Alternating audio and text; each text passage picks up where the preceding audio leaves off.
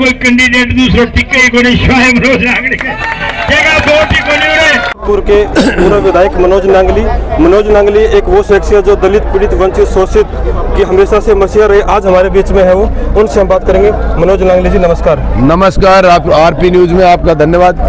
अब की बार जो आप चुनाव लड़ रहे हैं सर, वो किन किन मुद्दों पे आप चुनाव लड़ रहे हैं? देखिए, मेरे पास मुद्दा बहुत गंभीर है जी। यहाँ पिछले 70 साल से भारतीय जनता पार्टी और कांग्रेस के नेताओं ने हमारे इन गरीब लोगों का खून चूसने का काम किया, भयभीत करने का काम किया, लूट और भ्रष्टाचार किया।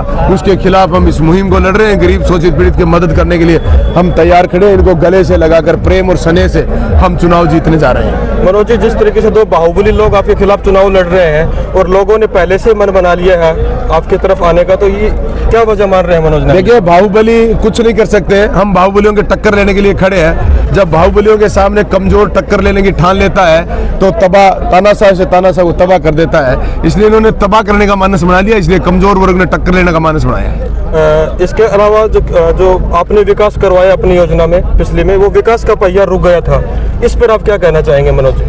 देखिए, विकास का पहिया इस भ्रष्ट शासनों में रुका ही रहता है। 70 साल में कुछ नहीं कर पाए, लेकिन मैं तो विकास से ज्यादा इस कुशासन कुप्रशासन जनता के हित में नहीं होता। मैं तो आम जन की, उस आवाम की लड़ाई लड़ता हूं जो प्रशासनिक अमला जमला हमारे गरीबों की सुनता नहीं है, ऑफिसों में घुसने नहीं देता है। इनकी उस लड़ाई को ज्यादा लड़ना चाहता हूं। विकास एक सतत प्रक्रिया है, ये चलती रहेगी, कभी नहीं रुकेगी और कभी पूर्ण भी नहीं होगी। लेकिन जनता के अपमान को, इनके स्वाभिमान को जब ठेस पहुंचती है तो उस लड़ाई को मैं लड़ता हूँ। इसके अलावा आप समझते हो जी, जो पूनिया जी है ओलंपिक्स खिलाड़ी है और राजगढ़ के युवा खेल में आगे नहीं आ रहे हैं, आप इसको किस तरीके से देखते हैं? देखिए, ओलंपिक खिलाड़ी होने के नाम का ढोंग ने बड़ा रचा और उस ढोंग के माध्यम से इन्होंने जनता को भ्रमित किया और खेल के नाम से आज भी 25 करोड़ रुपए खिलाड़ियों के बकाया पड़े हैं। पैरा ओलंपिक के खिलाड़ियों का 13 करोड़ रुपए बकाया पड़ा है। उनको 500 लोगों की नौकरी बकाया पड़ी है। तो फिर क्या दे देंगे ये? फिर क्रीड़ा परिषद की अध्यक्ष है, फिर जो लोग मिलते हैं तो कहती है मेरे बस की बात नहीं है, तो फिर क्या दे दिया जनता को? इसके अलावा मनोज, हम हरियाणा से हैं, जो टी-शर्ट घोटाला हुआ है, जो फर्जी रजिस्ट्रेशन हुआ राजस्थान में, वो आप किस तरीके से देखते हैं? मेरे भाई, मुझे तो पहले पता नहीं था, लेकिन अब ये चुनाव प्रचार जैसे ही नजदीक आया तो वो टी-शर्ट छपवाने वाले मेरे पास भी पहुंच गए दिल्ली से। क्या साहब, आपकी नाम की फोटो की टी-शर्ट छाप देते हैं। मैंने पूछा यार कितने रुपए लगेंगे? उसने कहा 70 रुपए से लेकर 90 रुपए में छप जाएगी। मैंने कहा इतनी सस्ती कैसे होगी?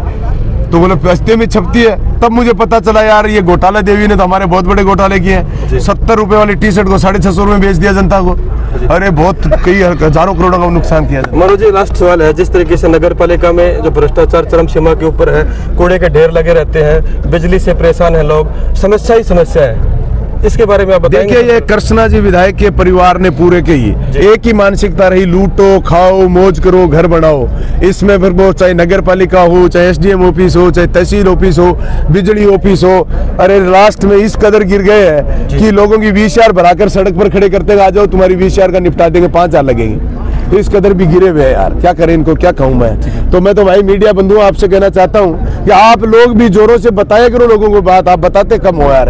आजकल मीडिया में भी वो बातें नहीं रही, हम जो ढूंढ कर खिलाफ बोले। नहीं, हम तो बढ़िया दबंगता की सर आवाज उठाते हैं। बहुत बढ़िया, मेरी बोलना वही आवाज उठा रहे हो ना? जी जी, मैं बोलूँ उठा दो। एक दिख रही है फिर नहीं उठा रहे हो ना, ये दिक्कत है यार। नहीं, हम दिखती भी दिखाइए आप। ठीक है, आपने हमारे कीमती समय दिया मनोज। अरे साहब, कोई कीमती नहीं, हमारा समय तो जनता का, हर जनता के बीच में रहता हूँ। ये थे मनोज नांगली, हमेशा से दलित